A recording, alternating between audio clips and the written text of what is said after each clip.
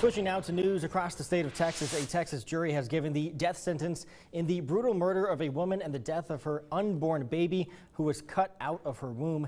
Taylor Parker was sentenced to death Wednesday by a jury for the capital murder of 21-year-old Reagan Simmons-Hancock and her unborn baby, Braxlyn Sage. Parker was convicted last month for the October 2020 murder and kidnapping that led to the baby's death. Hancock's mother found her daughter's body on the floor of her living room. Her 3-year-old daughter was at home at the time. Later that morning, Parker claimed that she'd just given birth after being pulled over by a state trooper for speeding and driving erratically. The baby was then taken to a hospital in Oklahoma where she was pronounced dead. A heavy burden feels lifted.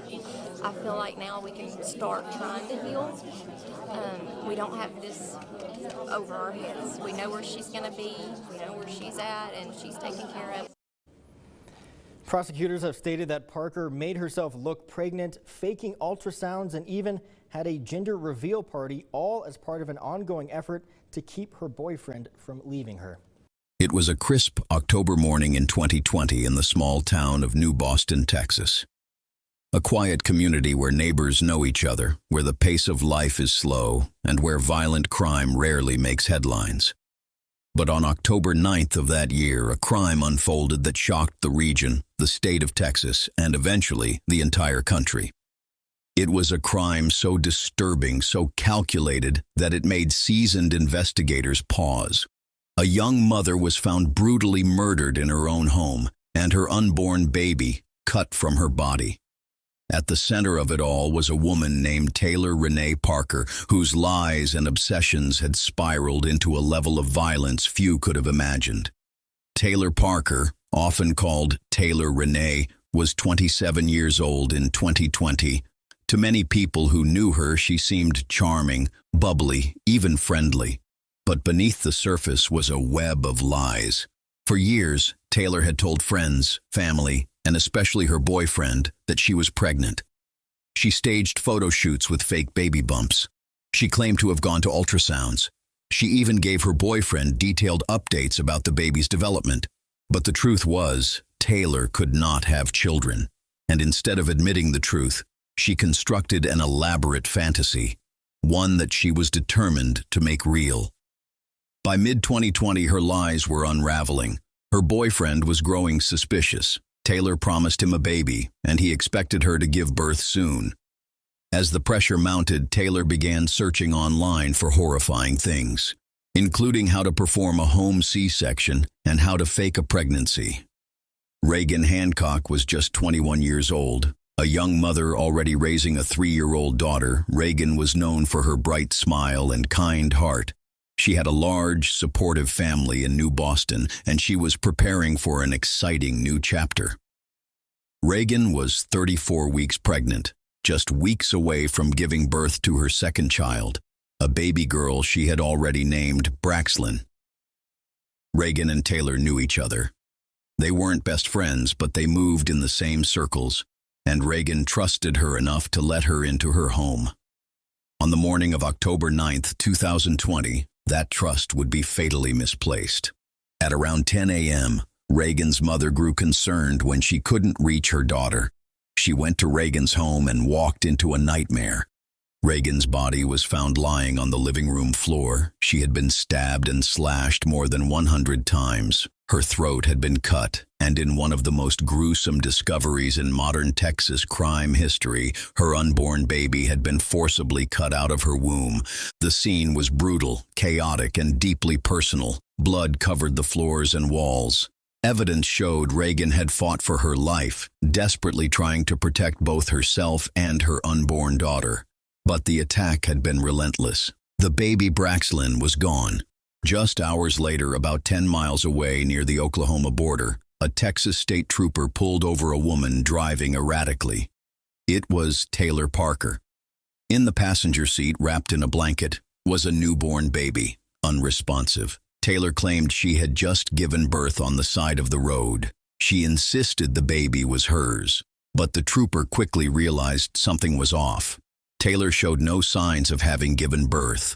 No blood, no afterbirth, no medical complications. Paramedics rushed the infant to the hospital, but tragically, she was pronounced dead. Within hours, investigators connected the dots: a murdered young mother in New Boston, a missing baby, and Taylor Parker, caught with the child, still trying to maintain her impossible lie. She was arrested on the spot. The investigation revealed chilling details. Taylor had spent months preparing for this crime. Her internet searches included how to deliver a baby at home, C-section without hospital, and how to fake pregnancy. She had visited OB/GYN clinics, posing as a patient. She had gone as far as to buy fake ultrasound images online. Witnesses testified that Taylor had told her boyfriend she was expecting, even setting a due date. She told him they would start a family together and that her pregnancy would keep him close to her. But by October, her secret was about to explode.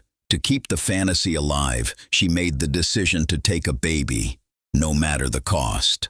In October 2022, nearly 2 years after the murder, Taylor Parker went on trial in Bowie County, Texas. The courtroom was packed, Reagan's family on one side, Parker's family on the other. Prosecutors laid out their case in brutal detail. They argued that Parker had not only lied, but premeditated every step of the crime. This wasn't a moment of passion. It was calculated, cold, and deliberate. Jurors saw evidence of Parker's internet searches. They heard testimony from medical experts about the impossibility of her pregnancy claims. Most powerful of all, they heard from Reagan's family, who described the devastation of losing both a daughter and a granddaughter in the same day. The defense argued Parker was mentally ill, that she suffered from borderline personality disorder and other psychiatric conditions. They admitted she killed Reagan, but pleaded with jurors to spare her life. The jury was not swayed. On October 3, 2022, after deliberating for just an hour, Taylor Parker was convicted of capital murder. Later that month, she was sentenced to death. Switching now to news across the state of Texas, a Texas jury has given the death sentence in the brutal murder of a woman and the death of her unborn baby who was cut out of her womb. Taylor Parker was sentenced to death Wednesday by a jury for the capital murder of 21-year-old Reagan Simmons-Hancock and her unborn baby, Braxlyn Sage. Parker was convicted last month for the October 2020 murder and kidnapping that led to the baby's death. Hancock's mother found her daughter's body on the floor of her living room. Her 3-year-old daughter was at home at the time. Later that morning, Parker claimed that she'd just given birth after being pulled over by a state trooper for speeding and driving erratically. The baby was then taken to a hospital in Oklahoma, where she was pronounced dead. A heavy burden feels lifted. I feel like now we can start trying to heal.